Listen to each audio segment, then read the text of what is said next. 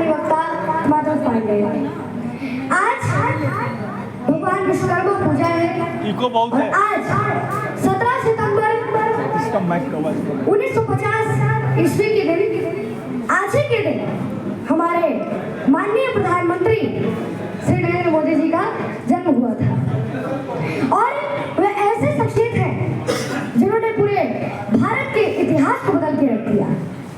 और उन्हीं का आज जन्मदिन है और जन्मदिन के उपलक्ष्य में, उन्हीं के जन्मदिन के उपलक्ष्य में हमारे फूल अंकल और नीतीश अंकल जी ने एक भव्य महारुद्राभिषेक का आयोजन किया है, जो कि बहुत ही अच्छा है। सब लोग आनंद उठा रहे हैं, सब लोग आनंद ले रहे हैं। और हमारे मोदी जी एक ऐसे व्यक्तित्व है, एक ऐसे व्यक्ति हैं कि जिनका कोई कहना नहीं है। इन्होंने हमारे भारत के लिए इनका बहुत बड़ा योगदान रहा है। जैसे इन्होंने मदरसा बोर्ड खत्म किया, 3 तलाक कानून खत्म किया, धारा 370 खत्म किए, धारा 377 खत्म किए। और अगर चाहे तो ये पूरा का पूरा पाकिस्तान भी खत्म कर सकते हैं। एक नंबर। और ये चाहे तो पूरा का पूरा पाकिस्तान भी खत्म कर सकते हैं। और इन्होंने कितने बढ़िया बढ़िया योजनाएं खोले, जैसे बेटी बचाओ बेटी पढ़ाओ अभियान, ऑपरेशन सिंदूर, और अगर आप चाहें तो भगवान पाक भी हो जाएगा। और कर भी रहे हैं, भगवान पाक ये हो भी रहा है और एक दिन ये कर भी देंगे, क्योंकि इनका सपना है। और हमारे मोदी जी के जन्मदिन पर मैं कुछ बोलना चाहूंगा कि भाग्य प्रबल हो कर्म का, भाग्य प्रबल हो कर्म का, जन्म दिवस जही आज, मित्र मातु पितु बढ़े सुख, निज परिजन को लाज। उम्र बढ़े संपत्ति बढ़े, बढ़े सगल शुभ काज, देव मगल लखी संपदा, निज परिजन को लाज। और अब मैं अटल बिहारी वाजपेयी जी की पंक्तियां बोलना चाहूंगा कि जन्म मरण का खेल है अनूठा, इसमें हार नहीं है, वह क्या चल पाएगा जिसको पद से प्यार नहीं है। बीते वर्ष अनेक पंथ पर राही एक चला था, तेरे राशि का पंख दबाकर शतगल कमल खिला था, काल रात्रि का भेद ज्योति का प्रखर पुंज निकला था। पथ पर चलते चलते ही वो राह पर गया, तिल तिल कर जलते जलते ही दाह बन गया, वो कैसा था भक्त स्वयं भगवान बन गया। सबकी नजरों में मोदी जी भगवान ही है कि वो कैसा था भक्त स्वयं भगवान बन गया, कुंभकार की गति से होकर स्वयं निर्माण बन गया, स्वयं निर्माण बन गया। और हमारे मोदी जी ने बाधाएं को कैसे इग्नोर किया कि बाधाएं आती है आए, खेप प्रलय की ओर घटाए, पांव के नीचे अंगारे, सिर पर वर्षे यदि चढ़ाए, निज हाथों से हंसते हंसते आग लगाकर चलना होगा, कदम मिलाकर चलना होगा, कदम मिलाकर चलना होगा। हासिरुदन में तूफानों में, हासिरुदन में तूफानों में, और असंख्य बलिदानों में, उद्यानों में, वीरानों में, अपमानों में, सम्मानों में, उन्नत मस्तक उबड़ा सीना, पीड़ाओं में पलना होगा, कदम मिलाकर चलना होगा, कदम मिलाकर चलना होगा। और हमारे मोदी जी ने विकसित भारत के लिए क्या क्या कार्य किए हैं। उन्होंने विकसित भारत बनाने के लिए किया कि दुनिया का इतिहास पूछता रोम कहाँ यूनान कहाँ है, दुनिया का इतिहास पूछता रोम कहाँ यूनान कहाँ है, घर घर में बकरी जलाता वो उन्नत ईरान कहाँ है, तीर पूछे पश्चिमी गगन में व्याप्त हुआ बर्बर अंधियारा, अरे किंतु चीर कर तुम की छाती चमका हिंदुस्तान हमारा, किंतु चीर कर तुम की छाती चमका हिंदुस्तान। और जो भी कोई हमारे मोदी जी को, ये तुच्छ लोग हमारे मोदी जी को गिराने की कोशिश किए थे, पर वो खुद ही लड़खड़ा कर गिर गए। और ऐसा गिरे कि वो कभी उठ नहीं पाए। तो उनके लिए है कि अगणित बलिदानों से अर्जित यह स्वतंत्रता, अगणित बलिदानों से अर्जित यह स्वतंत्रता, त्यागते स्तंभ से रक्षित यह स्वतंत्रता, दुखी मनुष्यता की तर्पित यह स्वतंत्रता, अरे इसे मिटाने की साजिश करने वालों से कह दो चिंगारी का खेल बुरा होता है, अरे इसे मिटाने की साजिश करने वालों से कह दो चिंगारी का खेल बुरा होता है। और औरों के घर में आग लगाने का सपना वो अपने ही घर में सदा खड़ा होता है, वो अपने ही घर में सदा खड़ा होता है, वो अपने घर में सदा खड़ा होता है।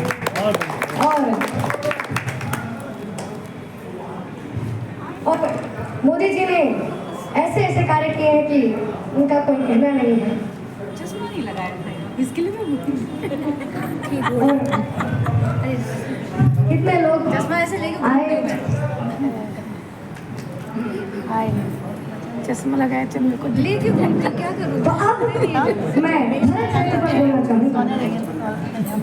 जब माता कैकेयी भगवान राम को 14 वर्ष के लिए वनवास पे देती, तापस भेष विशेष उदासी और 14 बरिस राम वनवासी। तपस्वी भेष में विशेष रूप से उदासी, उसका कपाले में ठंड में बलकर वस्त्र में और नगर पहुंचे 14 वर्ष के लिए वनवास की देती। तब राजा दशरथ जी ऐसा कहते हैं, कैकेयी से ऐसा कहते हुए धड़ाम से धरती पर गिर जाते हैं और वे कहते हैं कि कैकेयी तुमने लूट लिया दशरथ के खजाने को, अब तड़पेगी तुम रानी अपनी मांग सजाने को। और ऐसा कहकर राजा दशरथ जी की मृत्यु हो जाती और भगवान श्री राम वन को चले जाते। तो अब मैं और उधर ननिहाल में कैकेयी पुत्र भरत जी को सब कुछ आभास हो जाता है। तो अब मैं कैकेयी पुत्र भरत जी के मन की व्यथा की व्याकुलता को कविता के रूप में प्रस्तुत करने जा रहा हूँ। तो आप सबों का आशीर्वाद और दुलार में मिले। अब मैं पंक्तियां शुरू करता हूँ कि बोले वशिष्ठ है व्यथित हृदय, बोले वशिष्ठ है व्यथित हृदय, राजा को पूछा तो बंदे तो बुलवा रहा हूँ कैकेयी के लिए। उन दिनों भरत कुछ विचलित थे, उन दिनों भरत कुछ विचलित थे, आंखों को स्वप्न बनता था, कारण तो ज्ञात नहीं था, पर मन के भीतर कुछ बनता था। गहरे संबंधों में प्रतिपल, गहरे संबंधों में प्रतिपल एक तार जुड़ा ही रहता है, तन दूर रहे फिर भी मन से परिवार जुड़ा ही रहता है।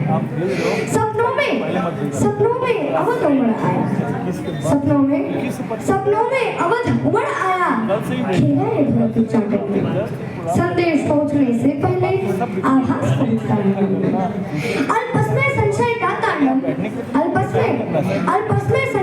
तांडव, तेरी पर दूत अयोध्या का, अरे सूखे पत्ते सा कांप गया वो अयोध्या का। अनुमान किया कैकेयी पुत्र ने सहयोग नहीं है साधारण, पहले तो पूछा कुशल क्षेम, फिर पूछा आने का कारण। यह दूत कर्म था कठिन बहुत, भीतर का शोक छिपाना था, माता को मंगल कहना था, स्वामी को झूठ बताना था। घर नगर चतुर्दिक मंगल है, घर नगर चतुर्दिक मंगल है, यह बात अधर जब कहते थे, पिंडलियां कंपन करती थी, आंसू भीतर को बहते थे। हे राजकुंवर, गुरु आज्ञा से आया हूँ तुम्हें बुलाने को, हे राजकुंवर, गुरु आज्ञा से आया हूँ तुम्हें बुलाने को, और इसके अतिरिक्त नहीं कोई संदेश तुम्हें बतलाने को। चल दिए भरत रिपुदमन सहित, निर्णात दौड़ता था संदन की गति से आशंका और आशा का जारी था। जब किया प्रवेश अयोध्या में, गलियों में सन्नाटा दिखा, संशय का द्वार उमड़ आया और धीरज ने फटा देखा। जब हम ननिहाल गए थे तब ऐसा नगरी का आंगन था, हर चौखट इतनी नर्म थी और आंगन इतना तंग था। जिस ओर भरत का रथ देखा, मुंह फेर खड़े हो गए। कैकेयी सुत ने मन में सोचा, मैं मानुष हूँ या महारूप। अरे सबकी आंखों में तिरस्कार, कैसा अरविंद अभागा हूँ, जो सावन का सोया सीधा पछड़ में जागा हूँ। और ऐसा लगता था खड़ा हुआ है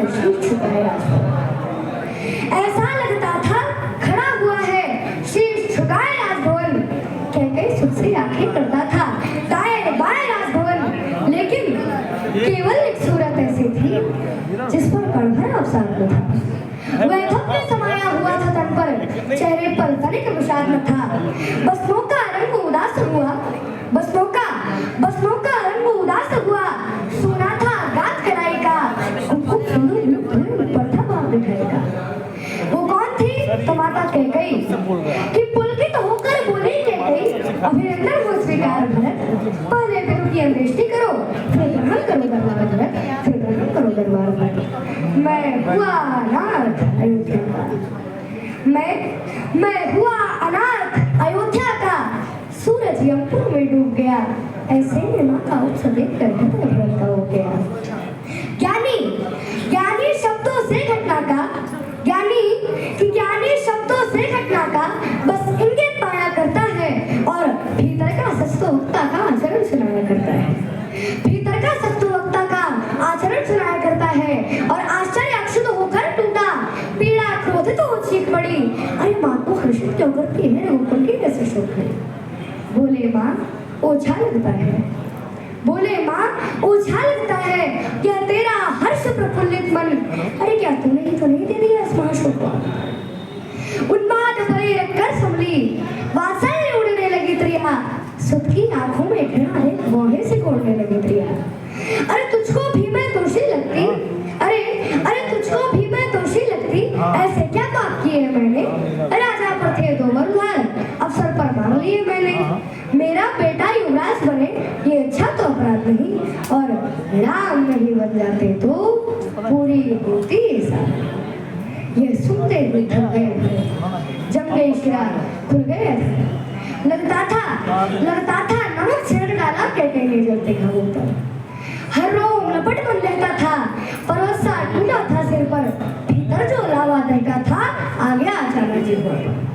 पापिन तूने कुल हाथों से क्यों पाला है मुझको, अरे जिस दिन जन्मा था उस दिन क्यों मार नहीं डाला मुझको, अरे दर्पण तोड़ा है उस सबका, ममता छलनी पापिन तूने, शर्मा में विष खोला है मेरे चिरवा से अरे देना होगा उत्तर इसका युग युग तक स्वयं विधाता को, अरे क्यों बंदे नहीं बना था ऐसी हत्या रे माता से।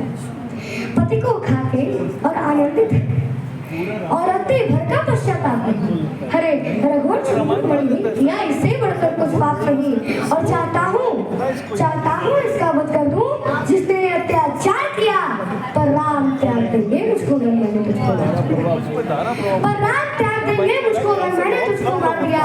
और एक क्षण आंखें न बोलती थी, एक क्षण घुटने चढ़ जाती थी, अभिव्यक्त भरत का मन करते, भाषा थोड़ी पड़ जाती थी, और चल दिए भरत इतना कहते, इस बार न आऊंगा मैं, अपराधिन सुन तेरा ये मुख अब देख न पाऊंगा मैं, संतति के सुख की चाहत में नवधरा एक कर जाती है, पर बेटा अपमानित कर दे माँ उस क्षण में ही मर जाती है, पर बेटा अपमानित कर दे माँ उस क्षण में ही मर जाती है, और सासू के चलने पर करती संदेह सासू के चलने पर करती संदेह रह गई कह गई, जब भरत के लाल चले तब देह रह गई कह गई, भर गया कंठ तक ग्लानि बोध, चलती सांसें दुख लेती थी, और रोते रोते अपने केशों को मुट्ठी में भर लेती थी, और हो होकर गजत हथेली से मुख से